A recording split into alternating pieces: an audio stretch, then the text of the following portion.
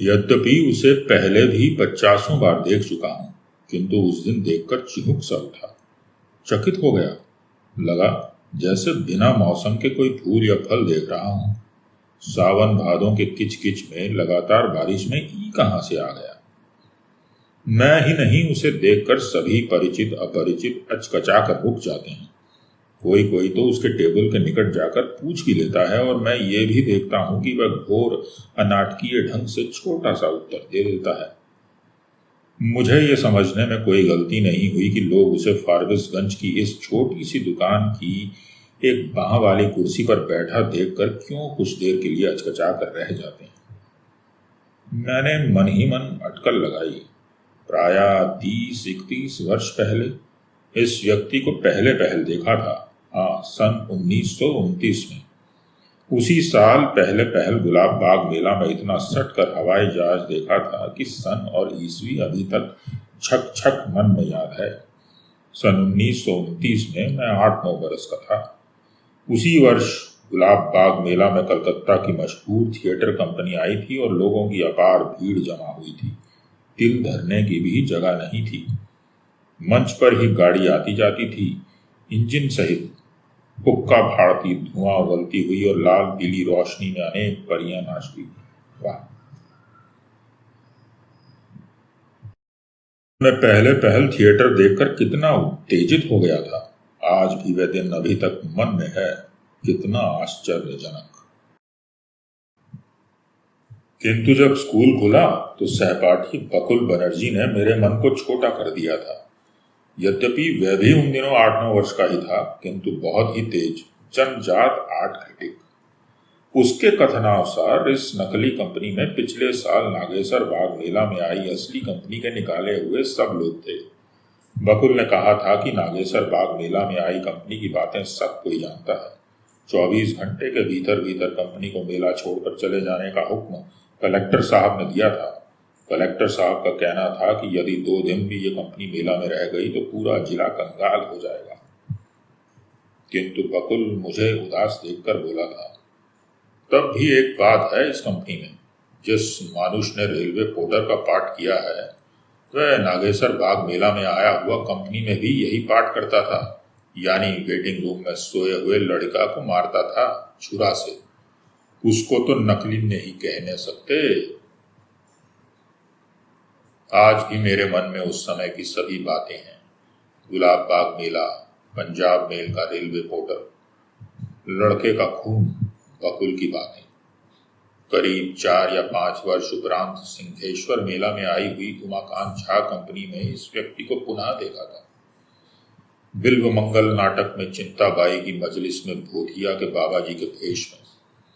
काया का पिंजरा डोले रे, सांस का पंछी बोले गाता हुआ बड़ा ही सुरगर कंठ था। गुलाब बाग वाली कंपनी में लड़के की हत्या करने वाला, माने हत्यारे का पाठ करने वाला, बाबा जी के गेरुआ वस्त्र में।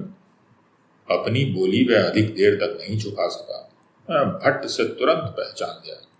किंतु जब वह फारसी नौटंकी के एक दृश्य में कवित्व पढ़ रहा था, मृदंग कहे धिक है मंजीर कहे किनको किनको, तब हाथ नचाए के गणिका कहती इनको इनको इनको इनको। उस समय मुझे तनिक भी शंका नहीं रह गई। खूब फरिछा कर पहचान गया था बाबा जी को। वही था जो गुलाब बाग मेला कंपनी में वेटिंग रूम में सूतल लड़के को छुरा फूंकने के पहले कांपते हाथ और थरथराते छुरे को देख पागल जैसा बड़बड़ा उठा था। क्यों मेरे हाथ, तू क्यों थरथरा रहा है? तू तो केवल अपने मालिक का हुक्म अदा कर रहा है। मत कांप मेरे खंजर, वक्त बर्बाद मत कर। शिकार सोया है चादर तान कर, ले तू भी अपना काम कर। पर बड़ी जोर से चोट पड़ी थी। सभी हड़बड़ा गए थे। सब कुछ मेरे मन में है। उसके बाद फिर तीसरी बार आध्यात्म प्रसाद की नाटक कंपनी के श्रीमती मंजरी खेला में अंग्रेज जज का भेष बनाकर टेबल पर हथौड़ा ठोंक कर शांति स्थापित करता हुआ यह व्यक्ति बोला था, वेल मंजरी भाई, हम तुमको श्रीमती मंजरी का खिताब देता है। आज से तुमको श्रीमती मंजरी बोलेगा।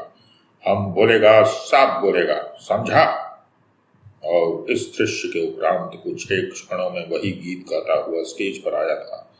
काया का पिंजड़ा डोले रहे अपनी उसी पुरानी तर्ज में।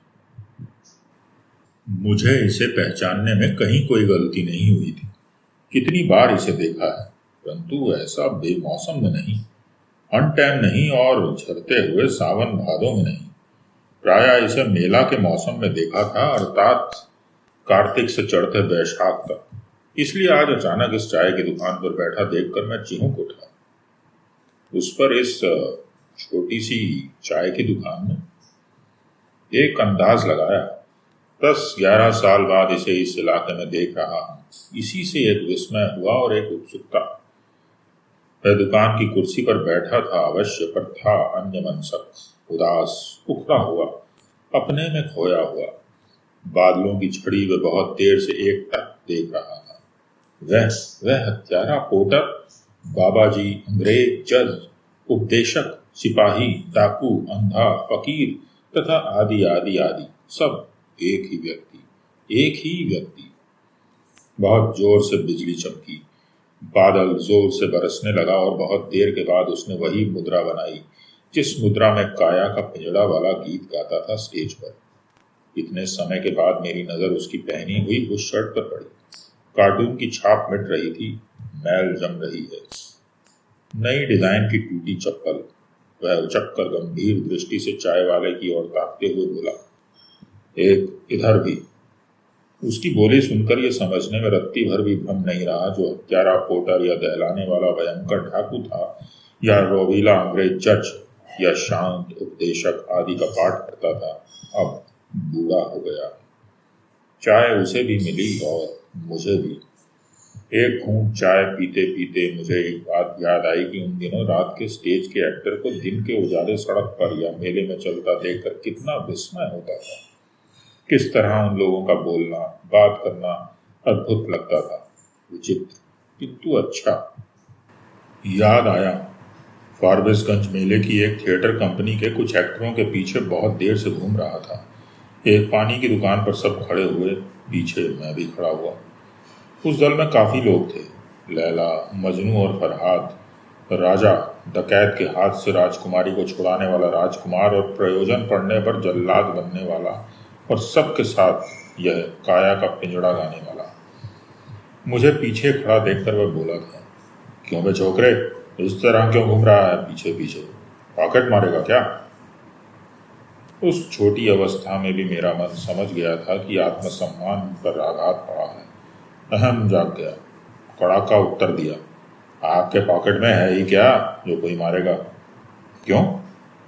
वह अप्रतिभ होकर बोला था, तू ये कैसे जानता है कि मेरे पॉकेट खाली है? यद्यपि उन दिनों मैं अपने स्कूल की सबसे ऊपर की क्लास में पढ़ता था और मास्टर साहब के आदेशानुसार प्रत्येक अपरिचित से अंग्रेजी में ही बात करने का अभ्यासी हो चुका था, किंतु फिर भी मैंने खड़ी बोली में ही उत्तर दिया, क्यों, रात जो भीख मांग रहे थे, दाता तेरा भला हो। सब ठठाकर हंस पड़े और बोले थे, छोकरा तेज है। अब मुझे अंग्रेजी झाड़नी पड़ी थी। You see, sister, railway porter actor don't say me छोकरा.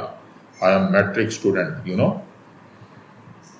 इतनी पुरानी बात याद आने से मेरे होठों पर हंसी फैल गई। प्रश्न उठा मन में कि अभी ये किस कंपनी में काम करता है? क्या अब भी ये उसी तरह रॉबीला डायलॉग बोलता है? वैसे ही वेटिंग रूम में लड़के पर खंजर चलाता है? वैसा ही। मेरा ध्यान भंग हुआ। उसकी चाय खत्म हो गई थी तो मेरी टेबल से सट कर खड़ा हो गया था। पूछा, आप मुझे पहचानते हो सेठ? उसकी बांह पकड़कर बैठाते हुए बोला, मैं सेठ नहीं हूँ, खालिस आदमी हूँ। कहिए, आजकल किस कंपनी में हैं? इस बेमौसम में आपको इस इलाके में देखकर मुझे काफी आश्चर्य हो रहा है। साहब, अब कहाँ की कंपनी और कैसा थिएटर, सबको फिल्म खा गया। उसने हंसने की निरर्थक चेष्टा की। आपने कितनी कंपनियों में काम किया है? साहब, 15। लगा जैसे उसके मन में सब कुछ संजो कर रखा हुआ हो। निमिष मात्र के उपरांत मेरी ओर शून्य दृष्टि से ताकता हुआ बोला, 9 साल की उम्र में पहली बार स्टेज पर उतरा था कृष्ण के रोल में। मुझे अनुभव हुआ कि मेरे सामने बीते युग का एक शेषांक बैठा है, पारसी थिएटर का एक टूटा हुआ अभिनेता। सिगरेट बढ़ाते हुए पूछा, तो आजकल क्या करते हैं आप? वह एक क्षण चुपचाप मेरी ओर ताकता रहा, फिर सिगरेट सुलगाता हुआ बोला, क्या करूँगा साहब, वो जो किसी शायर ने कहा है कि इश्क ने कर दिया निकम्मा। उसने हंसने का असफल अभिनय किया। 10 साल बाद इस इलाके में आया हूँ। क्या नाम बताया लोगों ने? मिथिला देश। साहब, इस इलाके में नाटक के लोग काफ़ी शौकीन हैं। जाने को तो फिल्म में भी गया, पर जी नहीं लगा। इतना कहकर कनखी से एक बार इधर उधर ताक कर फिर दयनीय दृष्टि से मेरी ओर देखता हुआ धीमे से सकुचाता हुआ बोला, साहब, excuse me, for last 2 days I am hungry, very hungry. मांगने की हिम्मत नहीं होती किसी से। उसका यह अंग्रेजी डायलॉग घोर अनाटकीय था। मैं कुछ कहने को ही था कि चेहरे पर आज्ञा मानने का भाव प्रदर्शित करता हुआ गिड़गिड़ाने के स्वर में बोल उठा, हुक्म हो तो कुछ पेश करूं, अब तो यही एक सहारा बचा है। ड्रामे के पुराने शौकीन मिलते हैं, सुना देता हूं, जी हल्का हो जाता है। और कुछ अपूर्ण वाक्य को छोड़ कोने में रखी अपनी अटैची कूद कर ले आया। एक काली लुंगी बाहर कर मुंह झाँप लिया, फिर लुंगी का पर्दा उठाया। तलवार कट मूंछ वाला एक विचित्र चेहरा बाहर आया। मध्यम स्वर में वह बोला, यह एक उदास निराश नौजवान प्रेमी का डायलॉग है। एक बार वह खांसा, पुनः बोलना शुरू किया, जालिम चपला, ये क्या किया? तुमने मेरे दिल के 1000 टुकड़े कर दिए। जालिम, तूने ये क्या कर डाला, क्या कर डाला? चपला चपला, चली गई तू चपला, चली गई तू मुझे तड़पता छोड़कर। इसके बाद हिचकियां लेते हुए उसने जो संवाद कहे फिर मैं नहीं कह सकूंगा। दुकान में लोगों की भीड़ लग गई थी। चारों किनारों से लोग झुक झुक कर देख रहे थे। सबके चेहरे पर एक विचित्रता और कुतूहल का भाव था, किंतु सभी चुप स्तब्ध। बाहर बादल रह रहकर गरज उठता था। उसने पुनः अपने चेहरे पर लुंगी का पर्दा गिरा लिया, मानो अपने को ग्रीन रूम में ले गया हो। इस बार बड़ी बड़ी मूंछ वाला सरदार बनकर बाहर आया। पर्दा उठा, पकड़ जाओ। क्यों बेबदकार, बता, कहाँ है राजकुमार, कहाँ है मक्कार की औलाद? हठात उस जोशीले संवाद की उठापटक में नकली दांत का सेट छिटक कर मुंह से बाहर आ गया।